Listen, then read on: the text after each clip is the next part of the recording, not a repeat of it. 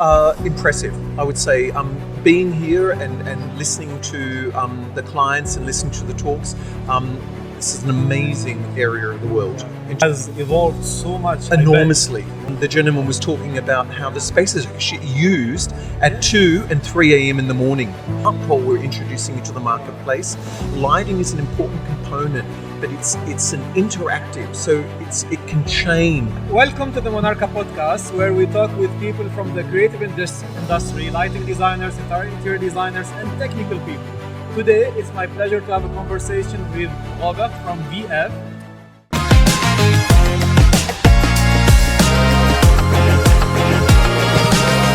Welcome, Robert, to the Monarca Podcast. Thank you very much. Thanks.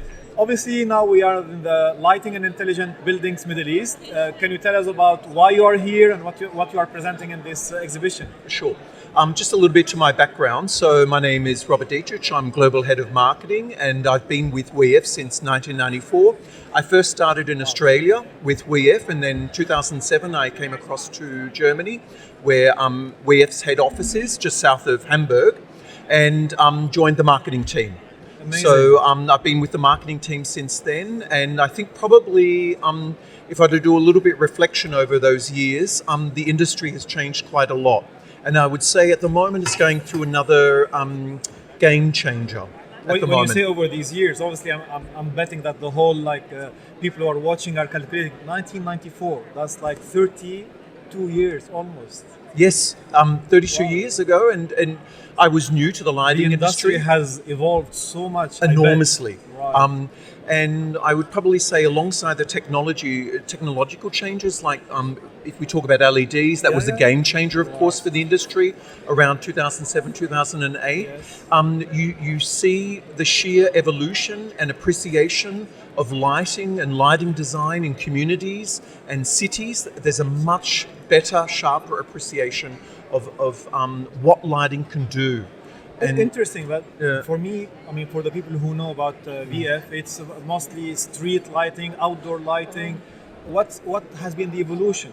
Oh, you sometimes often get this argument about WEF. I mean, we're in exterior lighting, we're specialists, we've been in the industry for 75 years.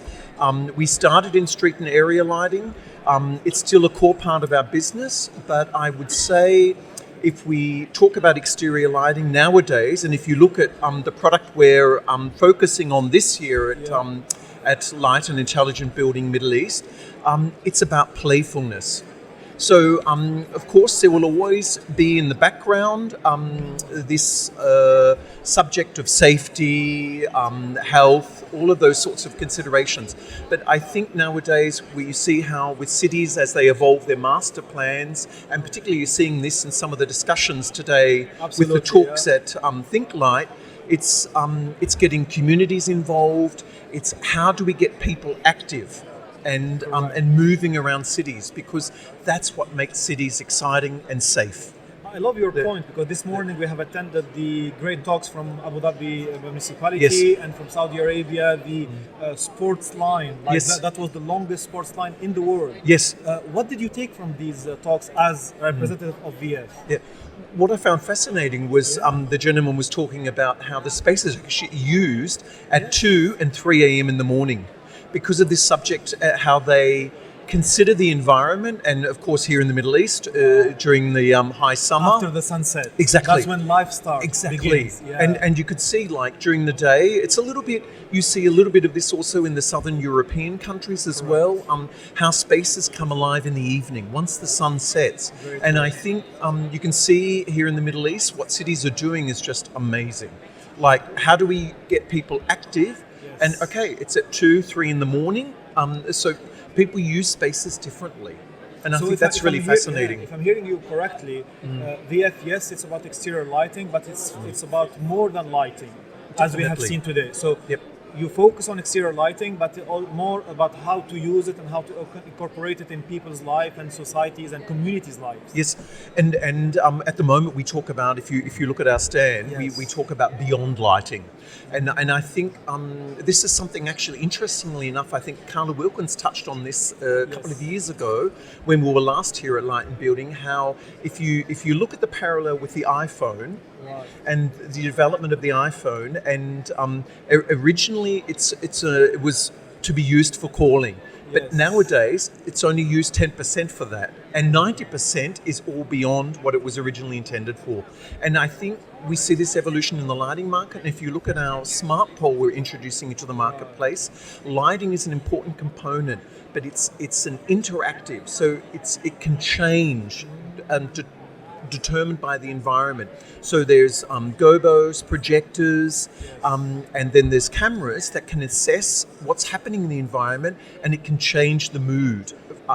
Using of colors, tunable white, all of those sorts of things. Say, for example, if there's less activity, it can be pay more homage to the nature, and then switch to maybe an amber color, for example. It's much more interactive. So I like that you give the example of the iPhone, how it was just for calling, and now it does so much more. Exactly. And I think that's what also your smart pole, what it does, right? Exactly. Because it's modular. So it used to only do lighting, but now the same pole can do much more than lighting, doesn't it? So the lighting is so dynamic, so it can change, as you said, with the environment and the changes, but the pole itself, it does more than lighting, doesn't it? Yes, and it can it creates a sense of community. It can be interactive, so you can.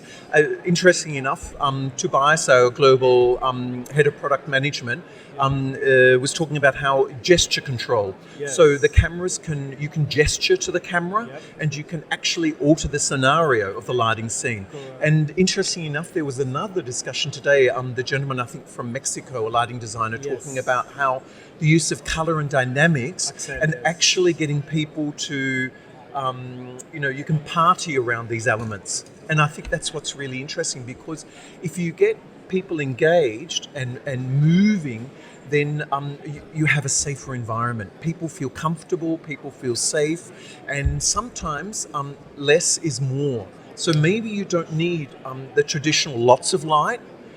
It needs to be dynamic and get communities together, and then it feels safer. 100%. Less is more. I think I heard it from the guys in the morning about the Saudi Arabian project, is that how to really learn about the nature and not change it. Yes. So it's not about adding your stuff and putting more stuff. And then also I think in the afternoon I heard Paul Nulty say it about his project in the IFC and in London. It's not about putting a lot of lights, but it's about bringing things to life so that the community can use it, and the projects themselves become a destination. Yes. Even sometimes a touristic destination. Yes. And this is, I think, something that we have been learning during this Light and Intelligent Buildings Middle East, how lighting is far more about the technical aspect of it and more about the usage and the community. Yes, and I think in all of that, it's also, it's less is more, and also I think you also have to, with control systems, there also has to be a sense of intuitiveness about it and simplicity.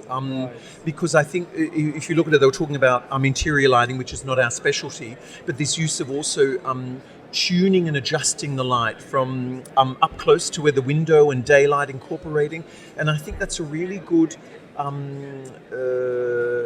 trend or movement, that we don't fight against nature. How do we bring these elements into a more harmonious... I think it's natural, and that's the way it should be. Exactly. Right? And with that, I want to give you the last word of this conversation. If there is anything that we didn't cover, feel free. We are very glad and happy to have you with us here. Obviously, at Monarca, we represent VF, and proudly we represent it. And anyone in the region, please visit Monarca to learn more about VF. But Robert, you have the last word. Impressive, I would say. Being here and listening to the clients and listening to the talks, this is an amazing area of the world in terms of dynamics. Thank you very much. Thank you. Thanks.